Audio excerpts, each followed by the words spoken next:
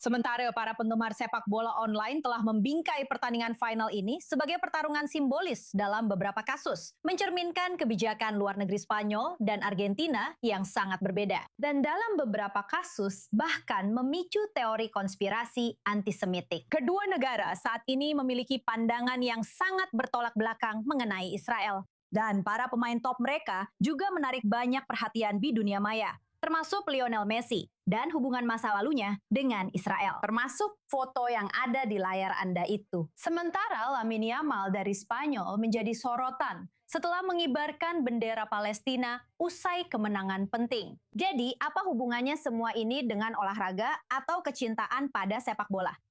Untuk membantu menjawab hal ini, kami menyambut Rabbi Mark Wiles, pendiri dan direktur Manhattan Jewish Experience, serta penulis The Jewish Experience, Discovering the Soul of Jewish Thought and Practice. Dan beliau sekarang bergabung bersama kami dari New York. Senang bertemu dengan Anda, Rabbi. Jadi, bukankah akan lebih baik jika para penggemar olahraga bisa menonton sepak bola hanya karena kecintaan pada sepak bola itu sendiri, bukan malah memberikan orang lain kesempatan untuk menyebarkan kebencian dan membuat teori konspirasi aneh? Apa pendapat Anda tentang apa yang sudah kita dengar? Israel bahkan tidak ikut serta di Piala Dunia. Namun entah bagaimana, beberapa perbincangan tetap berpusat pada konflik di Timur Tengah.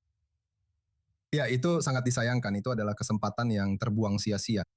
Olimpiade dan dunia olahraga secara umum, olahraga adalah kesempatan besar bagi orang-orang yang bahkan mungkin bermusuhan untuk bisa bertindak bersama. Siapa yang sebenarnya bisa bermain bersama dan melihat sisi kemanusiaan satu sama lain? Tapi inilah yang sebenarnya sedang dicoba dilakukan oleh dunia anti-Israel sayangnya. Inilah sayangnya yang sedang coba dilakukan oleh Perdana Menteri Sanchez dari Spanyol. Untuk menggunakan olahraga dan menggunakan apa yang seharusnya bisa menjadi kesempatan luar biasa untuk perdamaian, untuk hidup berdampingan, untuk harmoni. Bahkan hanya untuk beberapa menit saja di lapangan. Untuk bisa menunjukkan bahwa Israel bukan bagian dari komunitas negara-negara beradab di dunia. Dan kita harus melawan dan kita harus mengatakan bahwa Israel punya hak tidak hanya untuk eksis tetapi juga untuk berolahraga seperti negara lain di dunia. Dan menurut saya ini adalah kesempatan untuk menggunakan sesuatu yang benar-benar netral. Olahraga itu netral dan bisa menjadi kesempatan bagi orang-orang untuk bersatu. Dan sayangnya itu digunakan untuk melawan kita. Lionel Messi sebagian besar menghindari pernyataan politik sepanjang karir gemilangnya, dan dia pernah melakukan kunjungan pribadi ke Israel. Namun, dia sangat dikagumi karena dia adalah legenda hidup sepak bola. Bicarakan kepada kami tentang hal itu, tentang kenyataan bahwa para penggemar hanya ingin mendukung orang-orang berprestasi luar biasa. Ya, maksud saya ini adalah sesuatu yang selalu kami ajarkan kepada anak-anak kami untuk dijadikan panutan. Dan ketika saya tumbuh dewasa, para atlet dan pemain bisbol terkenal adalah panutan bagi kami. Dan Lionel Messi adalah panutan bagi banyak anak muda di dunia. Dan ini juga menunjukkan bahwa jika kamu membangun hubungan yang baik, saya pikir Israel bisa belajar sesuatu dari contoh Lionel Messi, karena dia pernah ke Israel. Kamu bisa melihatnya di gambar indah yang sedang kamu tampilkan sekarang, saat dia berdoa di tembok barat. Tapi karena kita meluangkan waktu untuk mengundangnya, membangun hubungan dengannya, lihat betapa luar biasanya hal ini dari segi citra untuk Israel. Ada sebuah organisasi luar biasa bernama Athletes for Israel. Organisasi itu sebenarnya didirikan oleh seorang teman dekat dan pendukung kami di MJE, Manhattan Jewish Experience, namanya Daniel Posner.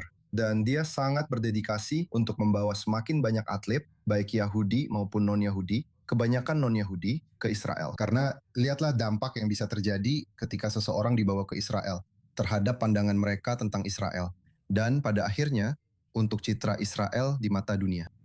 Ini sangat penting karena kamu menyinggung fakta bahwa olahraga itu tentang sportivitas, tentang persaingan, persaingan yang sehat. Dan adanya keburukan seperti ini dan retorika yang buruk ini memperburuk situasi ketika seharusnya ini tentang sesuatu yang menyenangkan, benar-benar sangat mengkhawatirkan. Kamu sempat menyebut tentang panutan secara singkat. Apa pesanmu untuk anak muda, pecinta olahraga, tentang siapa yang harus mereka jadikan panutan saat ini di tahun 2026? Singkat saja. Maksud saya, pesan saya adalah biarkan orang bermain bola. karena itu adalah cara kita bisa melihat kemanusiaan satu sama lain. Dan itu juga merupakan cara kita belajar menghormati orang lain yang sangat tidak sependapat dengan kita. Meski begitu, karena ini sudah menjadi semacam permainan kalau boleh dibilang, Benar. Kita sebaiknya belajar sedikit dari kasus yang sedang dibahas dengan Lionel Messi. Benar. Dan lihat apa yang bisa kita lakukan untuk menginspirasi sebanyak mungkin atlet di luar sana untuk datang ke Israel dan melihat betapa indahnya negara ini.